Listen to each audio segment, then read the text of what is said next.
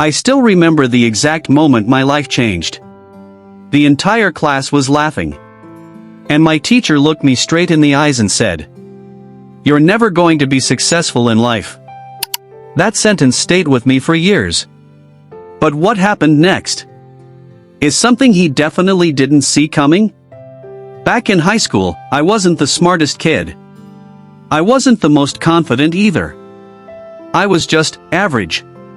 Quiet, awkward, and honestly, invisible most of the time. Except in one class. Math.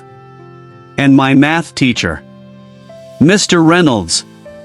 He made sure I was never invisible. Mr. Reynolds was the kind of teacher everyone feared.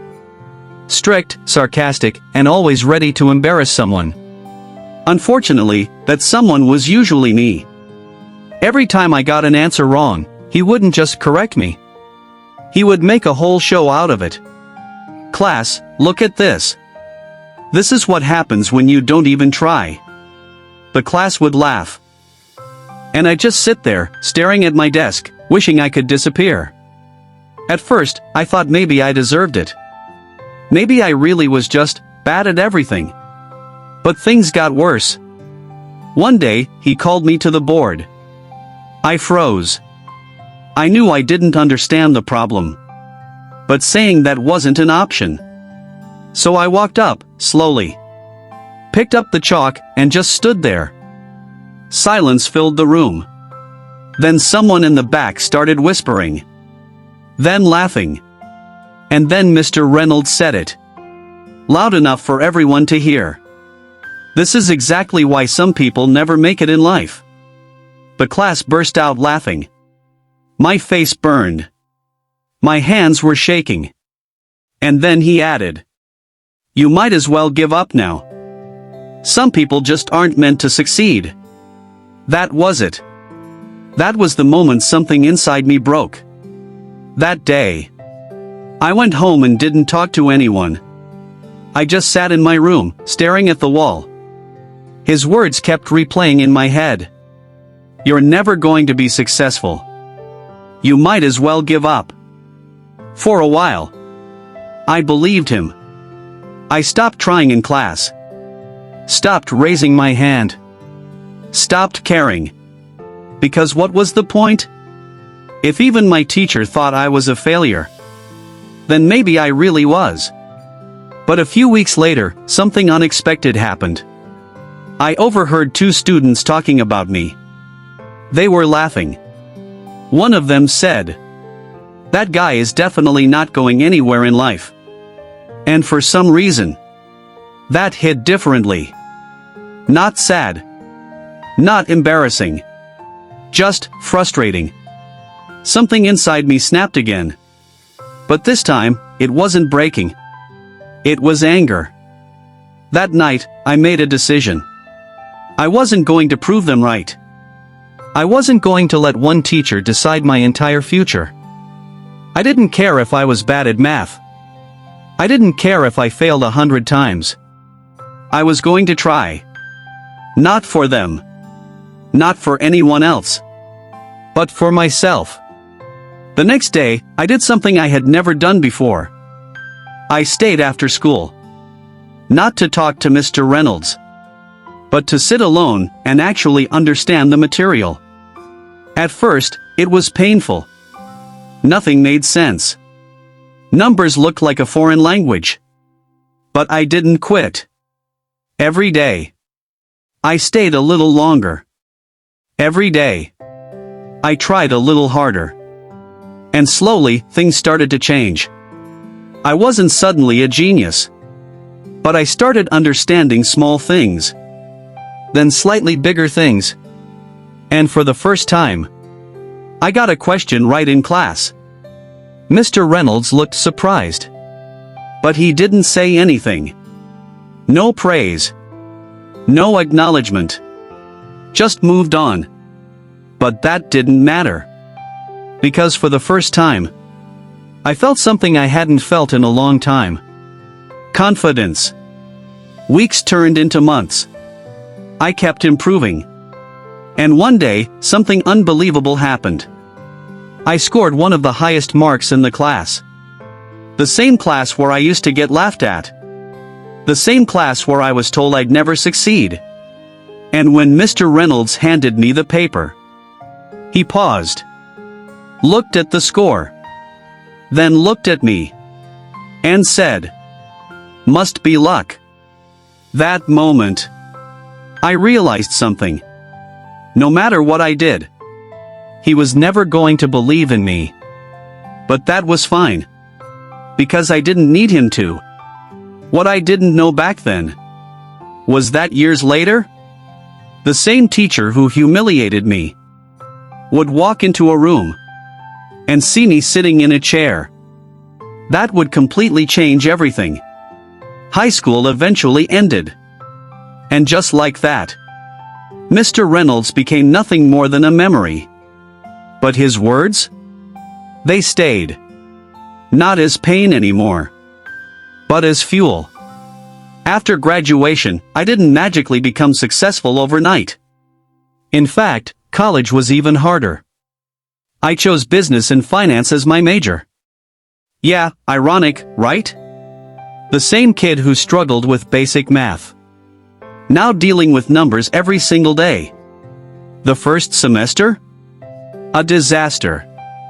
I failed 2 exams. Almost dropped out. And for a moment, that voice came back. You're not meant to succeed. But this time, I didn't listen. Because I had already proven something to myself once.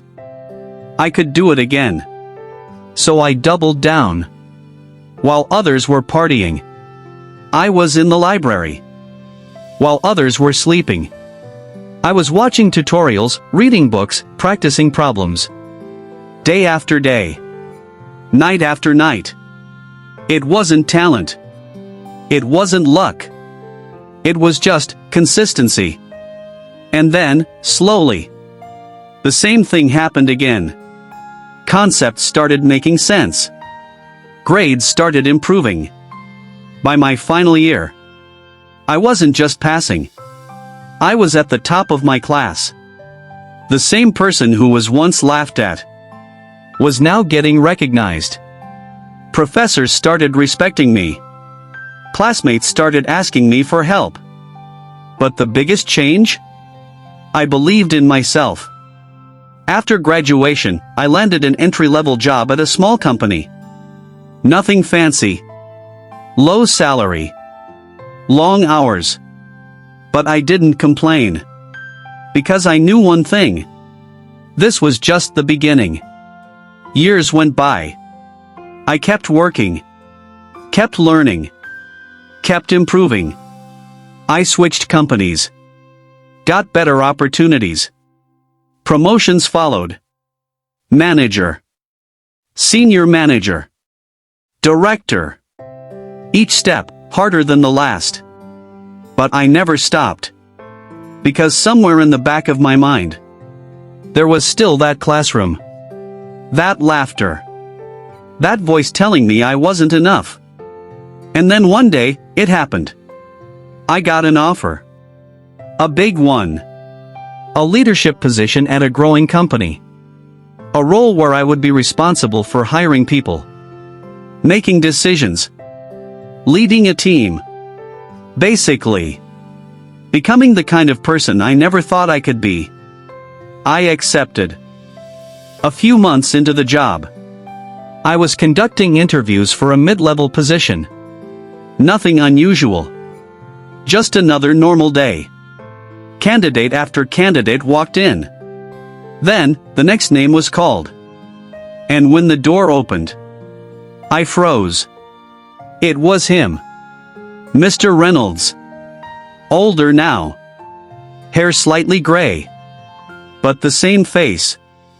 The same person who once stood in front of a class and told me I would never succeed. He walked in, confidently. Didn't recognize me. Why would he?